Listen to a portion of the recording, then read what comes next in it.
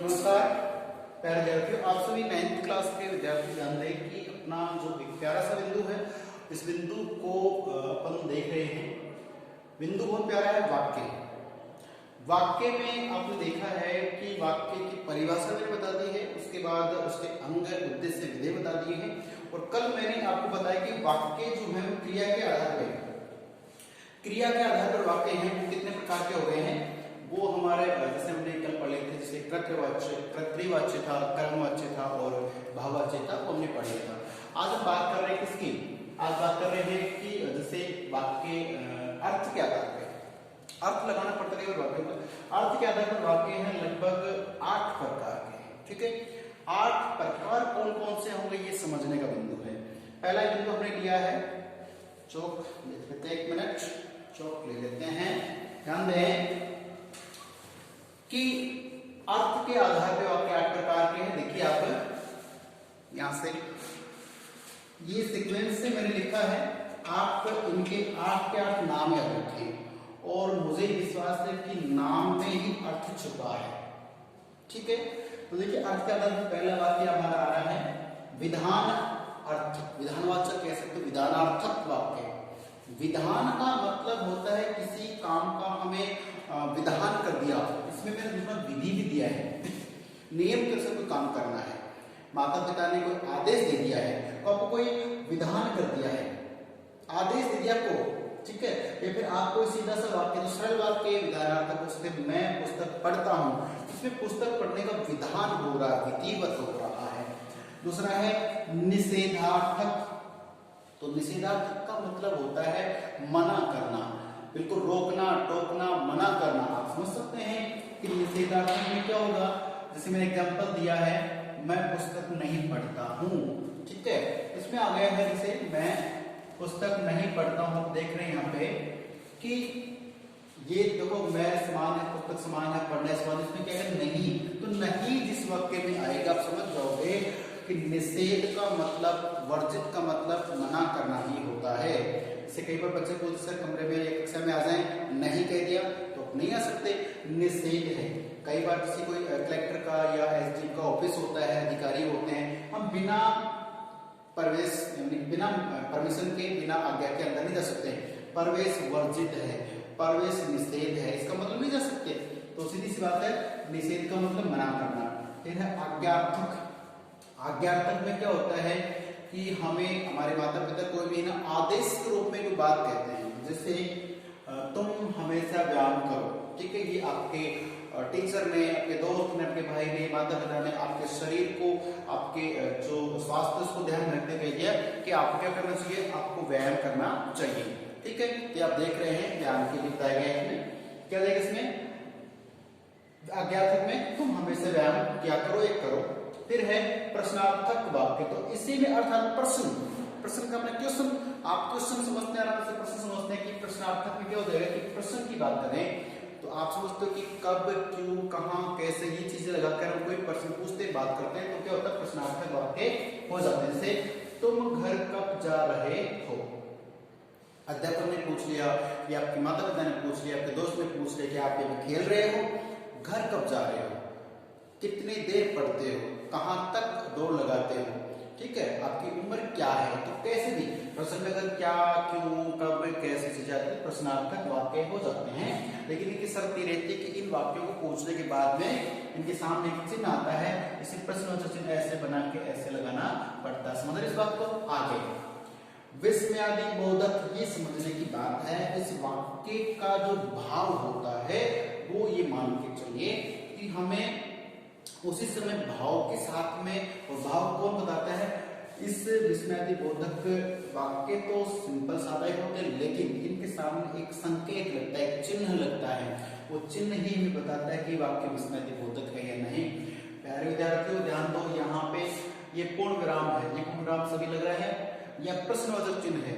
और यहाँ देखिए कि ओलों की मार से फसल, ये बिंदी इसकी है, ये अभी आप यहाँ पे ध्यान रखें, फसल बर्बाद हो गई। ठीक है, ओलों की मार से फसल बर्बाद हो गई। ये लाइन सिंपल रूप से देखा जाए तो बात लगा कि सामने देखो मैंने ऐसे करके और ये यहाँ बिंदी लगा दी। ठीक है, तो ये कहाँ लगाया मैंने, यहाँ पे ये लगाया, ऐसे करके और यहाँ लगा दिए, बीच में गैप है। तो सोचो ये चिन्ह कौन सा है, विस्मयादि बोधक ये चिन्ह है। इसका जो प्रयोग होता है वो इसकी अभिव्यक्ति पर निर्भर करता है। जैसे मान लो मैं दूसरा एग्जांपल लिख दूं, मैंने लिख दिया यहाँ पे, जैसे एक तो मैंने ये लिखा हाय, एक मैंने ये लिखा हाय करके और इसको ये चिन्ह लगा दिया। तो पहले वाला हाय तो आजकल जो बच्चे एक दूसरे से कक्षा में मिलते हैं हाय करते हैं, उसका मतलब तो वो स्वयं भी नहीं जानते हैं, ठीक है। तो हाय कैसे हो, है ना, आजकल ऑनलाइन भी करते जो भी, लेकिन इस हाय में उस हाय में अंतर है। इसमें हाय तो ये क्या है कि दुख को ज्ञापित करने के लिए, आगे मिलते हाय राम दिया, हाय राम, हाय राम ये कैसी आपदा आ गई है, ये कैसी मुसीबत आ गई है। तो ये वाला जो हाय हम देखते हैं, इस हाय में इसमें हाय अब मैं क्या करूं, हाय मैं कहां जाऊं, तो ये दुख ज्ञापित कर रहा है। तो इसमें अभिव्यक्ति का भाव और इसमें भी व्यक्ति भाव, लेकिन इसमें सरल वाक्य हो गया, इसमें थोड़ा अलग हो गया। तो विस्मयादि बोधक का समझना कि कोई भी बात कही जाएगी उसके आगे इसका चिन्ह कैसा आएगा समझ लेना, ठीक है। बात करेंगे इच्छा बोधक वाक्य। अब इच्छा को समझते ही हैं, ठीक है। इच्छा का मतलब वो वाला नहीं कि मुझे भाई सेब खानी है, अमरूद खाना, नहीं। यहाँ इच्छा होती है किसी को आशीर्वाद देने की, किसी से लेने की होती है। तो ये जो विश होती है, इंग्लिश में विश कहते हैं ना, विश ऑल द बेस्ट वगैरह कोई चीज है। तो इच्छा बोधक में क्या आएगा कि तुम्हारा भला हो, ठीक है। यहाँ पे देखिए आप देख सकते हैं कि तुम्हारा भला हो, ईश्वर करे तुम्हारी मनोकामना पूर्ण हो, चिरंजीवी हो, बड़े हो जाओ, खुश रहो, ये देते आशीर्वाद देते हैं। इच्छा वाचक या इच्छा बोधक वाक्य होते हैं। भगवान तुम्हारा भला करे, सदा सुखी रहो, सदा सुहागन रहो, ऐसा कुछ आशीर्वाद दिया जाता है कि इच्छा वाचक होता है। अगला आता है संदेह। संदेह का मतलब होता है कि कोई भी काम हो रहा है उसमें फिक्सेशन नहीं होता है, शायद लग जाता है। क्या होता है, शायद, काश, ये सब चीजें लग जाती है, ठीक है। तो देखिए शायद लगेगी इसमें, शायद कब लगता है, ये संभावना होते देखिए। संदेह सूचित वाक्य होता है संभवतः आज आंधी आएगी। आपके घर वाले हैं, आप सब हैं, पिकनिक पे गए हैं या कहीं और घूमने फिरने गए हैं, तो ना वो हवा के माहौल को, रुख को देख करके और प्रकृति का अंदाजा लगा कहते हैं शायद, संभवतः, संभव लग रहा है, संभवतः आज आंधी आएगी। तो जैसे उनको संकेत देता है कि मान लो बहुत बादल बन के आ गए हैं, गर्जना हो रही है, ठीक है, पशु पक्षी चिल्ला रहे हैं, तो इसका मतलब ये है कि शायद बरसात हो सकती है, ठीक है। तो कई बार ये होता है भूकंप जब आता है तो शायद देखो जो संयंत्र लगे हुए होते हैं हमारे, जो कृषि केंद्र होते हैं वहां के होते हैं, भूगोल वेत्ता जानते हैं कि भूकंप के आने से कुछ समय पहले हमें सूचना मिल जाती है।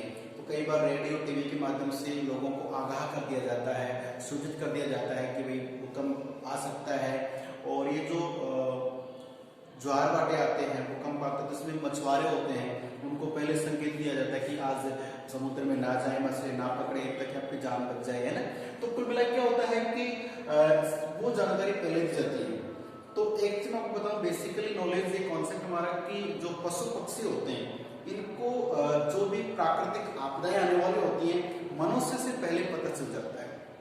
भूकंप आने वाला होने से पहले जो गाय होती है, भैंस होती है, ये राहमड़ी लग जाती है, बोलने लग जाती है, वो तेज तेज कूटे के चारों तरफ घूमेंगे, और पशु पक्षी बहुत भयंकर रूप से चिल्लाते हैं। आप देखते हैं कि जो कुत्ते होते हैं, जब कभी रात को कोई एक्सीडेंटल केस हो जाता है या हमारे गली मोहल्ले के आसपास कोई दुर्घटना घटने वाली होती है, या तो घट जाते हुए घटने वाली होती है, जो आवारा कहें जो कुत्ते होते हैं गले के, बहुत भयंकर से वो चिल्लाते नहीं, रोने की आवाज निकालते हैं, कुत्ते का रोना, तो वो एक अपशकुन का सत्सकुन होता है। और एक चीज साइंस माने नहीं माने, आज भी फैक्ट होती है, ये मान के चलिए। तो वो सब क्या है, वो संदेह होता है हमें, संभवतः आज आंधी है कि हमने माहौल को देख के अंदाजा लगा लिया है, ठीक है। तो ध्यान रखिए कि संभावना, संभवतः ये जब फिक्स नहीं हो, स्थिर नहीं हो, वहां पे संदेह हो जाता है, हमें ध्यान रखना, ठीक है।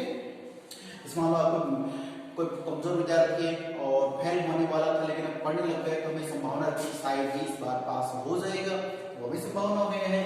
अब देखिए संकेतार्थक वाक्य होते हैं, इसमें संकेत दिखते हैं तो ये होता है इसके जैसे, लेकिन इसमें क्या होता है, संकेत दिखाई दे जाता है, ठीक है। कैसे कि शायद तुम, या फिर यदि लगा दो, मैंने कह दिया कि यदि, क्या दे दिया मैंने, यदि तुम आते, यदि इफ कंडीशनल सेंटेंस होते हैं इसके हिसाब से क्या होता है, यदि वही बात है, यदि तुम पढ़ोगे तो पास हो जाओगे, यदि तुम नहीं पढ़ोगे तो फेल हो जाओगे। इसमें दिया है कि यदि तुम आते तो मैं भी तुम्हारे साथ चलता।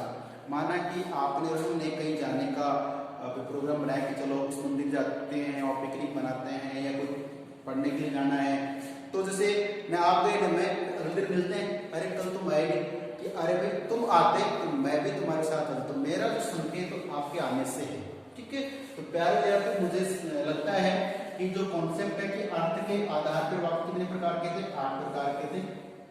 करना क्या है आपको, आठों का नाम याद रखना है, नाम में इनका अर्थ छुपा हुआ है, जैसे विधानार्थक है तो इसमें विधान हो जाएगा, इसमें निषेध मना हो जाएगा, आज्ञा में आज्ञा ले दी जाती है, प्रश्नार्थक समझते ही हो, फिर है विस्मयादिबोधक, इसमें पंक्ति के बाद में वाक्य के बाद में चिन्ह लगता है, इसमें बिंदी नीचे होती है, विस्मयादिबोधक चिन्ह कहते हैं। इच्छा बोधक में किसी का आशीर्वाद देते हैं, सब लेते हैं, बात हुई है। और संदेश सूचक में मैंने बताया संभावना रहती है, फिक्सेशन नहीं रहता है। संकेतार्थक में शर्त रहती है, यदि आज धूप निकले तो मैं घूम के आऊंगा, यदि आज धुंध रही तो मैं बाहर नहीं जाऊंगा, ठीक है। यदि तुम पढ़ोगे तो पास हो जाओगे। इन्हीं बातों के साथ में मैं आप सबसे विदा लेता हूँ, मिलते हैं अगली क्लास में, तब तक के लिए नमस्कार, धन्यवाद।